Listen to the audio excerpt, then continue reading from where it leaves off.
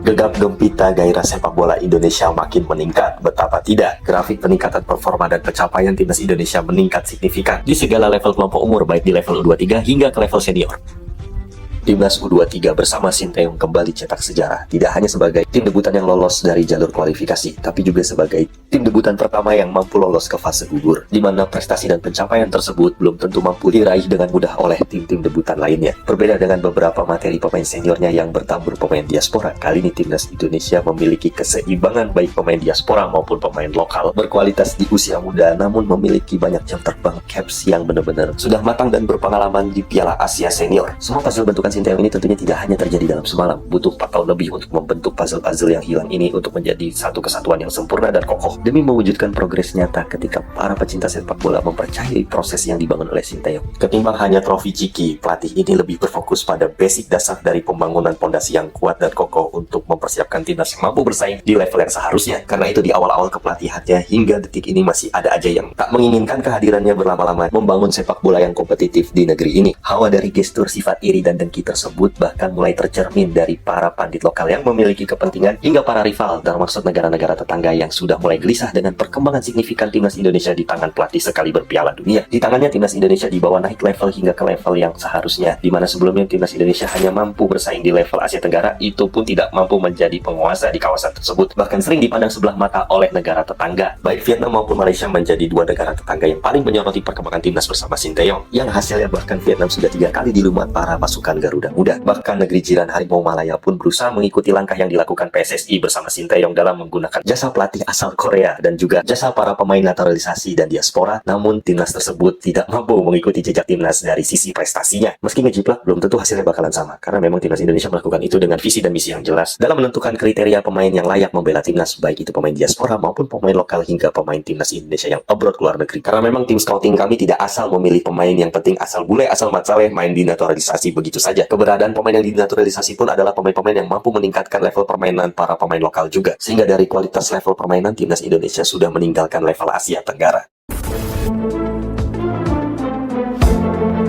Masih gak nyangka permainan timnas sudah berkembang pesat seperti ini. Terkadang para penikmat sepak bola sampai flashback ke belakang, di mana semua ini berawal dari keputusan tepat yang sudah lebih dari 4 tahun yang lalu ketika Ratu Tisha menghubungi Federasi Sepak Bola Korea KFA untuk mendatangkan pelatih sekali berpiala dunia Sinteyong yang baru saja meninggalkan kursi kepelatihan timnas Korea Selatan senior dari Piala Dunia 2018 dalam upaya PSSI mendongkrak prestasi timnas yang puasa gelar sejak sekian lama berdiri. Lewat tangan dinginnya saat itu Sinteyong berusaha mengolah pemain yang ada di masa COVID-19 sekaligus saat iklim sepak bola Indonesia sedang tidak baik-baik saja karena pengelolaan sistem kompetisi lokal yang tidak teratur sekaligus sistem liga yang belum terlalu profesional, sehingga membuat iklim sepak bola tidak ideal saat masa kedatangan Sinteyong awal-awal tersebut, dimana begitu STY melatih dan melihat sendiri performa dari para pemain langganan timnas warisan para pelatih sebelumnya, sontak membuat pelatih berpaspor Korea Selatan tersebut realistis bagaimana caranya membangun timnas yang kuat, solid, dan kokoh dari segi pondasi sehingga mampu menghasilkan SDM yang kompetitif. Sayang, niat Sinteyong saat itu tidak didukung dengan fasilitas pembinaan usia muda dan juga kualitas pemain lokal yang mumpuni untuk bisa bersaing di level Asia. Jangankan di level Asia, di level Asia Tenggara saja para pemain kita masih kewalahan dan belum bisa bersaing ke sesama negara ASEAN. Sehingga tak heran jika dulu kita sering diinjek-injek oleh sesama negara ASEAN, baik dari negara tetangga seperti Malaysia maupun Vietnam. Bahkan Thailand tidak pernah memperhitungkan timnas Indonesia sebagai saingan utama. Karena itu Sinteyong berusaha membangun mental, fisik, dan mindset para pemain untuk bisa bersaing di level Asia. Demi mewujudkan ambisi timnas dan target dari PSSI yang diemban kepadanya tersebut, membuat Sinteyong terpaksa harus memotong generasi dan tidak memakai para pemain langganan timnas senior yang ada, hasil dari pembinaan dan warisan sepeninggalan para pelatih lama sebelumnya. Ia lebih memilih para pemain muda yang setidaknya masuk kriterianya, di mana para pemain muda dinilai sebagai para pemain yang mudah dibentuk dari pondasi-pondasi awal. Dari database yang ada, Sinteyong mempersiapkan timnas U20 yang seharusnya dipersiapkan untuk Piala Dunia U20 yang sayangnya harus dibatalkan dan tidak jadi digelar di Indonesia. Kemudian pemain-pemain tersebut dipadu dengan para pemain U23 dan segelintir pemain senior untuk bisa memperkuat timnas baik di lanjutan kualifikasi Piala Dunia 2022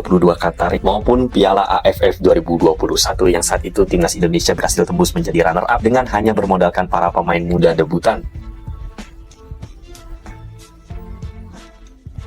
Bahkan di saat itu pun sudah banyak yang santer terdengar dari mulut para pengkritik STY dengan dalih saat mempertanyakan di mana prestasi trofi STY. Padahal prestasi sejatinya tidak hanya tergantung pada trofi, tetapi juga pada peningkatan level permainan dan juga determinasi serta fisik dan mental para pemain yang mulai meningkat untuk bisa bersaing di level yang seharusnya. Alih-alih nagih Sinteyong untuk bisa memberikan trofi, baik itu piala kaleng maupun medali kepeng dari level sekelas SEA Games, justru Sinteyong malah menggantinya dengan membawa timnas Indonesia lolos ke level Asia, ke level yang lebih bergengsi dan tentunya diakui di kalender resmi FIFA, di mana timnas Indonesia di 3 kelompok umur sekaligus mampu dibawanya ke level yang lebih tinggi, yaitu Piala Asia, baik di segala kelompok umur, Piala Asia U20, Piala Asia U23 dan Piala Asia Senior, yang mana 2 di antaranya bahkan mampu dibawa STY lolos ke fase knockout, di mana untuk pertama kalinya sepanjang sejarah timnas Indonesia baru kali ini memecahkan rekor tembus ke fase gugur dan bersaing sejajar dengan tim-tim elit di Asia, apalagi dengan tim-tim elit langganan Piala Dunia seperti Australia dan juga Jepang. Di tangan Sinteyong kini timnas tak lagi hanya bersaing dengan tim-tim yang levelnya sesama ASEAN, tapi kini bersaing dengan tim-tim yang biasa berlangganan di Piala Dunia atau setidaknya tim-tim finalis Piala Asia seperti Irak di tim senior hingga tim kelompok umur U23 Qatar dan Jordania. Bahkan sang tuan rumah sampai harus membayar wasit untuk bisa melewati King Indo.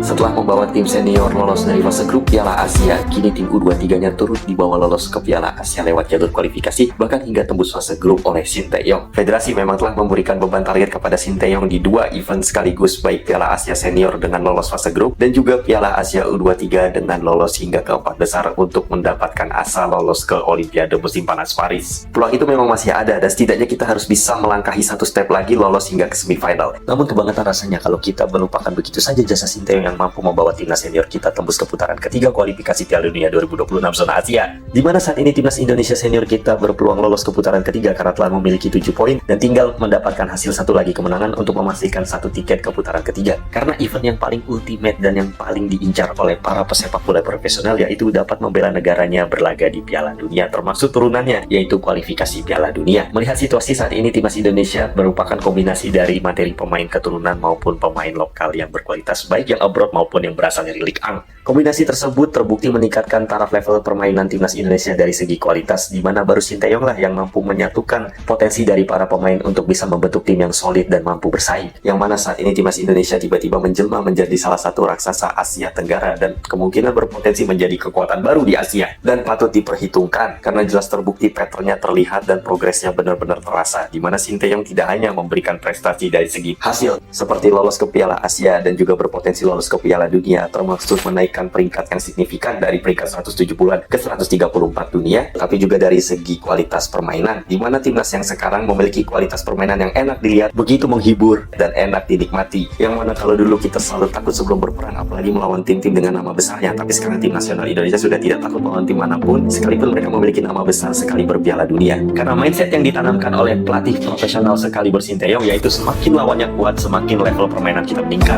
ketimbang kita hanya bermain di level-level regional sesama Asia Tenggara yang terbukti membuat kualitas tim nasional Indonesia hanya stuck di situ-situ aja. Berbeda dengan sekarang di mana timnas Indonesia kerap diajak Sinteyong melawan tim-tim yang begitu kuat sekaligus levelnya di atas kita, supaya terbiasa menghadapi tim-tim yang kuat. Tidak hanya sekedar melawan, tapi juga mengasah mental agar tidak selalu inferior melawan tim-tim yang memiliki nama besar. Terbukti baik di level senior dan junior, kita tidak takut dengan tim-tim yang memiliki nama besar kaliber Piala Dunia maupun tim-tim langganan Asia. Dengan begitu para pemain U23 kita memiliki caps yang banyak dan juga siap bersaing di level senior dan menjadi penerus berikutnya. Karena misi Sinteyong yaitu selain memiliki tim utama yaitu tim senior, Sinteyong mempersiapkan tim U23 sebagai pelapis yang setara. Jadi baik tim utama maupun tim pelapis harus memiliki kualitas yang setidaknya berimbang. Makanya kalau tadi kita ngelihat pertandingan antara Indonesia melawan Jordania, di situ kita mendapat kesimpulan bahwa Sinteyong ini berusaha memberikan jam terbang pengalaman yang lebih kepada para anak asuhnya di usia muda, di mana dengan usia muda sudah memiliki pengalaman bertanding di level Asia. Dengan begitu mereka tidak akan kaget jika harus bersaing di level senior, di mana kita menyaksikan pertandingan antara Indonesia melawan Jordan barusan. Timnas Indonesia bermain begitu solid dan menghibur, permainan yang paling cantik yang pernah dimiliki tim nasional U23 sejauh ini di berbagai ajang. Kalau kita melihat di lapangan, timnas Indonesia bermain simpel sesuai arahan pelatih, bermain 1-2 sentuhan, bermain sesuai kapasitas, tapi tetap mengikuti arahan pelatih yang berkualitas, sehingga menjadikan timnas Indonesia ini layak diperhitungkan di kawasan Asia, apalagi Asia Tenggara. Rentetan progres dan hasil positif ini sekaligus membungkam mulut-mulut berbagai pihak yang sering meremehkan timnas, baik negara jiran maupun pandit-pandit lokal sendiri. Di mana saat itu timnas Indonesia yang sedang berprogres selalu dicari kekurangannya dan dicari celahnya. Sekarang kalau hasilnya udah begini, mau cari celah dan kekurangan kekurangan serta alasan. Apalagi, wahai para pemilik hati yang iri dengki. Sampai di sini kita membahas perubahan timnas di era Sinteyong, di mana mau cari pelatih gimana lagi untuk bisa memperbaiki timnas dari akarnya. Dan itulah yang dilakukan oleh Sinteyong. Terima kasih telah menonton. Leave your comment below. See you and thanks for watching.